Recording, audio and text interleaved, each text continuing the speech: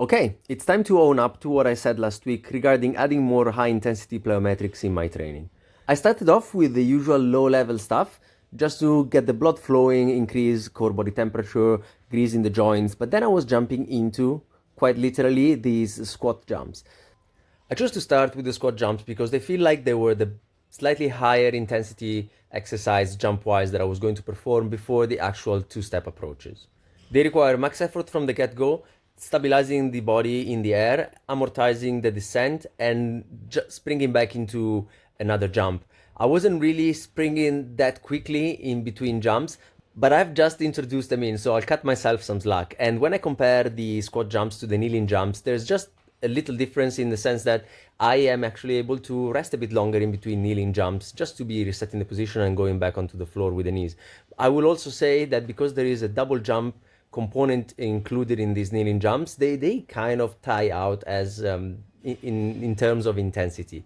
But because I was kind of giant setting everything, I've been doing squat jumps and then going into pullovers and then into the kneeling jumps and then into push-ups. So I was getting enough rest so that I could kind of chain everything together. And even though I was going for high reps push-ups at the end here, I was going for a last exercise jump-wise in this giant set, which was the assisted banded jumps, which was for higher repetitions, that stuff that I've been doing up until now. But I feel also that it wasn't enough and it wasn't really providing that comprehensive of a stimulus if I want to improve my explosiveness of the floor. I don't feel like just reducing my weight and being able to stay in the air longer is necessarily going to give me more gains in explosivity from the floor. It's definitely going to help out in helping with proprioception and realizing what to do with my body while I'm floating in the air, which is something that I cannot really replicate as I'm not really jumping that high yet.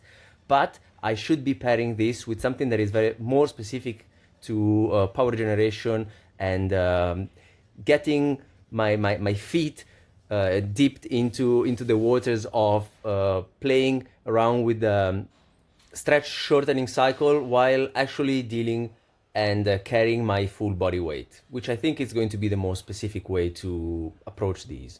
The second giant set is running along, and I feel like I was doing a slightly better job at controlling my body through space, both in the first part of these kneeling jumps and also in the takeoff and the air time, which I wasn't really measuring because I did not set my camera to 60 frames per second. So my measuring method is already imprecise enough when I review footage at 60 frames per second.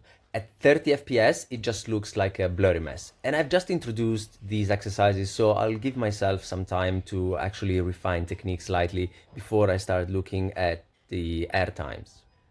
And just passing up was the second set on the bodyweight push-ups. I did 25 in the second one and 28 in the first one. So I increased by a couple of repetitions since the last time that I was doing these without not feeling great. Last week I was feeling so I only did one set and it wasn't to technical failure. In here, I actually felt like the 28th one was the best that I could do while still making them look like they were actual push-ups.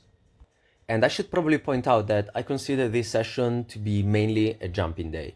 I am doing some upper body stuff in the form of the push-ups and the pullovers, or even here the low raises, because they are good volume, but they are also mainly something to do in between my jumping sets, where I'm resting my lower body, and I feel like I could be using that time in a productive way by just doing something for the upper body at a lower level of absolute load. I don't want to say intensity because they're pretty intense, but in the sense that I am pushing them for higher repetitions when it comes to push-ups, or I'm controlling the repetitions very slowly when I'm thinking about the pullovers or even the low raises. But the main course of the session is still revolving around jumping, so that is what I am focusing on.